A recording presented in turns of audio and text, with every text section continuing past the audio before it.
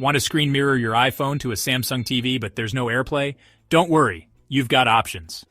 Whether it's for gaming, presentations, or simply streaming, I've tested and found two reliable methods that work like a charm. Let's dive in. The first and most versatile option is using a third-party mirroring app. After trying several apps, my top pick is Docast. It's easy to use, budget-friendly, and works seamlessly with most Samsung TVs and other popular brands like LG, Sony, and Hisense.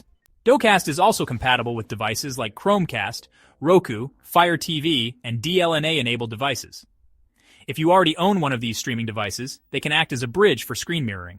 However, these devices are not necessary. Docast works perfectly, even without them. Download the Docast app from the App Store. Make sure your iPhone and Samsung TV are connected to the same Wi-Fi network. This step is crucial for a successful connection. Open the app and grant necessary permissions for network and Bluetooth access. Select your Samsung TV from the device list. Tap on the screen mirroring option, adjust settings like rotation and quality, and hit the red button to start mirroring.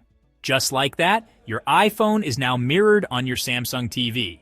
Whether it's YouTube, presentations, or gaming, it's a smooth and enjoyable experience. If you prefer a wired, latency-free solution, an HDMI cable is the way to go. This method doesn't rely on Wi-Fi or apps, making it foolproof and reliable.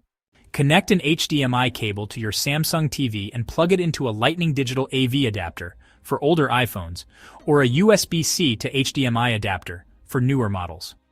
Attach the adapter to your iPhone. Switch your TV to the correct HDMI input.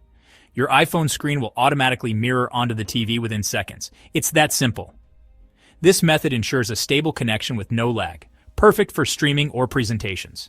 Screen mirroring your iPhone to a Samsung TV without AirPlay is easier than you think.